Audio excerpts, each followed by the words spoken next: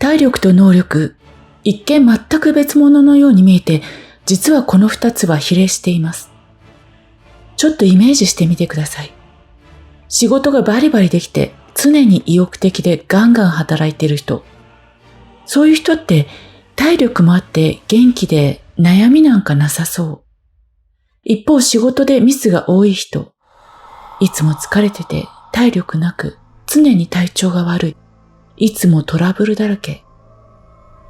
ではこの違いはどこから生まれるんでしょうか。もちろん遺伝や年齢、生活習慣も関係していますが、実はそれ以上に意外なある共通点があります。それが悩んでいるかどうかです。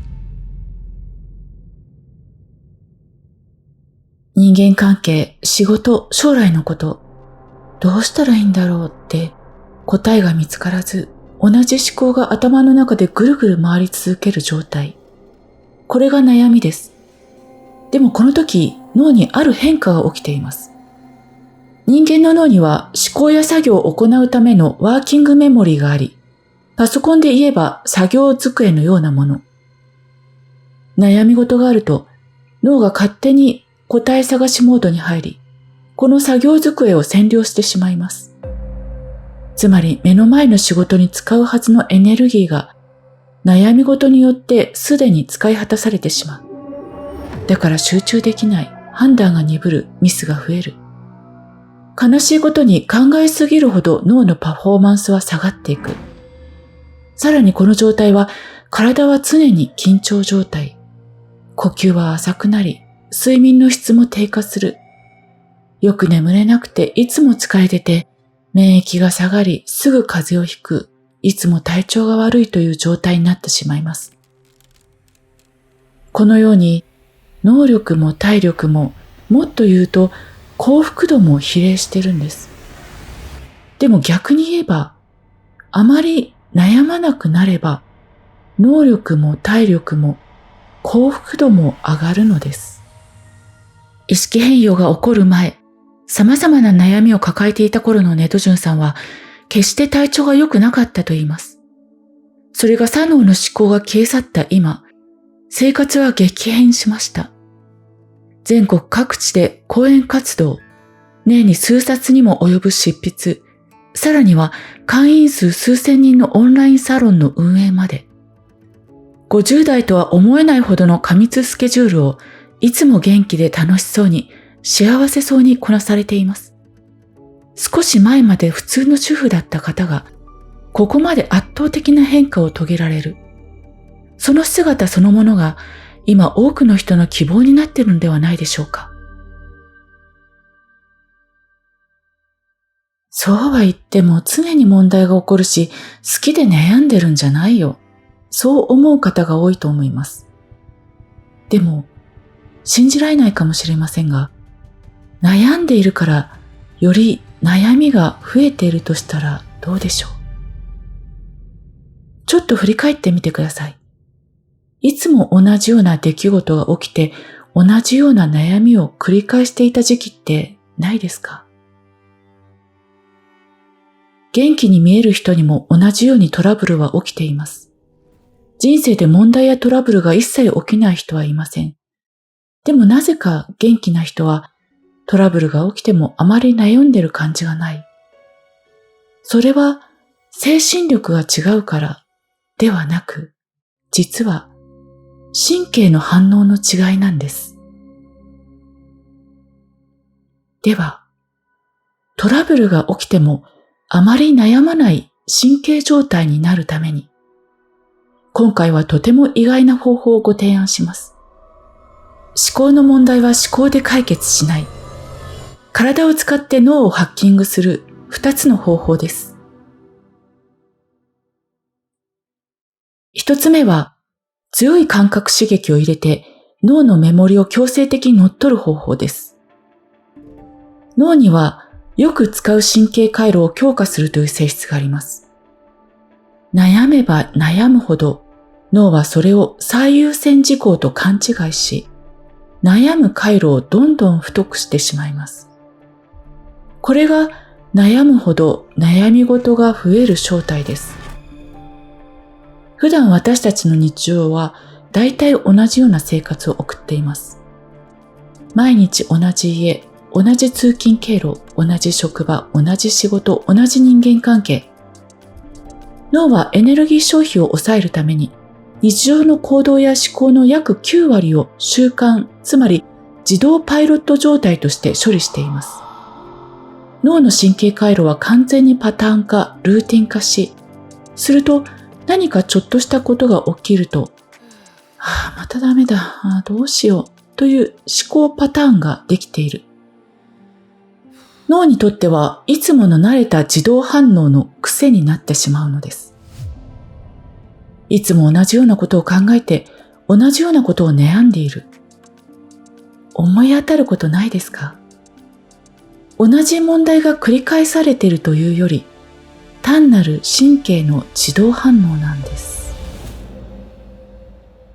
このバグを止めるために、頭ではなく体の感覚を使います。脳の特性として思考、つまり考えることと感覚、つまり五感で感じることは同時に働かせることができません。感覚のボリュームを最大限に上げると物理的に思考のボリュームが下がるんです。悩みが止まらなくなったら身体感覚の刺激を高めます。具体的には、例えば冷たい水で顔を洗う、腹筋や背筋、スクワットや階段の上り下りなどの運動を行って心拍数をガンガン上げる。外に出られるような状況であれば散歩やジョギングなどとてもいいです。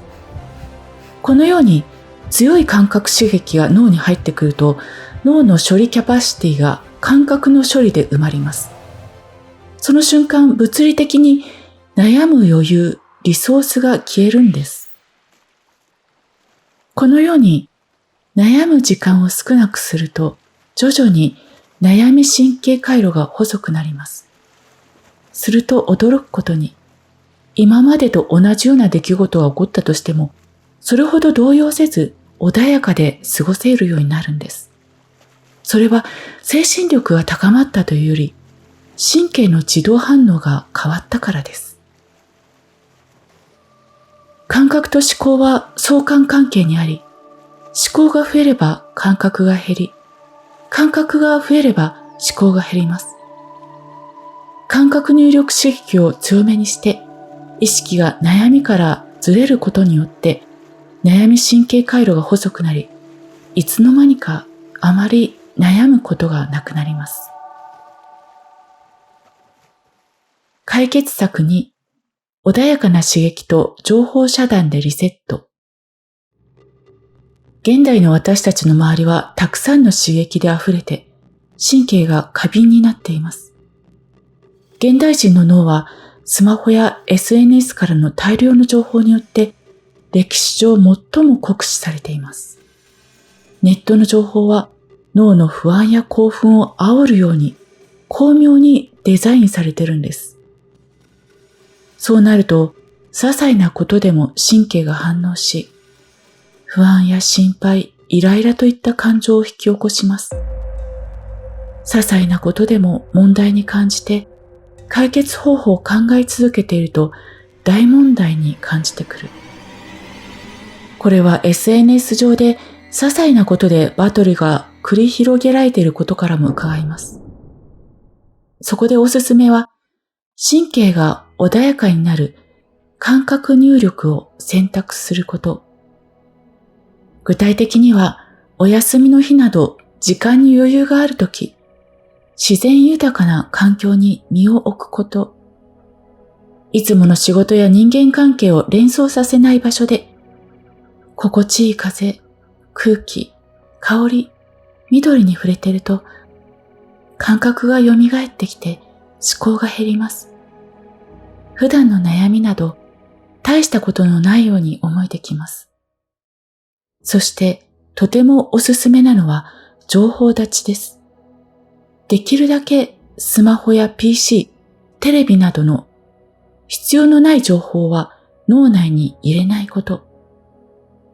ちょっとした隙間時間や少し退屈した瞬間にスマホを見てしまうのは脳の仕組みが関係していて、脳は手っ取り早く刺激を得て退屈を紛らわせたいと判断し、その結果、最も手軽に刺激をくれるスマホを脳が自動操縦で触らせるようになってしまっているんです。